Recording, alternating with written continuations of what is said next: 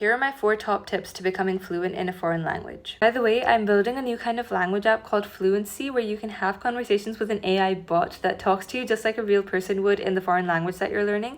The app also gives you real-time feedback on everything that you say so that you can identify your mistakes and learn from them instantly. If you don't have anyone to practice your language skills with, or you're too afraid to speak to an actual person while you're still learning, this is the perfect thing for you. It's free right now, so go check it out at the link in my bio. Okay, tip number 1 is that the words and phrases that you read or hear in a foreign language don't directly become part of the vocabulary that you can use. To feed them into your brain so that you can recall them and use them as part of your own speech, you have to actually practice speaking them and writing them. The takeaway is put in the effort and use the language consistently. Don't just absorb it passively through books or movies. Okay, the next point is very often you don't get feedback on the small mistakes that you make because they don't really inhibit your ability to communicate. But because you don't get feedback, you don't realize that you're making mistakes, and then they become habits that are difficult to get rid of in the long term. Tip number 2 is to actively seek feedback so that these kind of fossilized errors don't form in the first place, or if they do, you're able to identify them and work on fixing them. The next tip deals with the fact that once you've learned all the basic words and phrases that you need to effectively be able to communicate in that foreign language, you're more likely to shift your focus to other things like more complex aspects of grammar, for example, over expanding your vocabulary range beyond what you absolutely need. And this way, you'll likely become fluent, but you won't be very articulate. To increase your level of speech, you have to realize that you do have to consciously put in effort to expand your vocabulary range. And I'm currently building a feature for Fluenci App that helps you do just that. The last tip, and this is especially likely to happen if you've learned the language initially from textbooks, is the fact that your speech might not sound natural or native. It might sound very bookish or formal. There are elements like contractions and slang that are part of the spoken form of most languages, and they're not included in the written form. And to pick up on these and learn these, the best way is to immerse yourself into authentic, native, verbal content of the language. Over time, you'll be able to identify these elements, and then when you practice speaking them, repeating them over and over, you're finally able to use them as part of your own speech. And with these 4 tips implemented, you should be 4 huge steps forward in your journey towards becoming fluent in that foreign language. If you want to practice speaking a language that you're learning, but you don't have anyone to talk to, or you're too scared to talk to an actual person,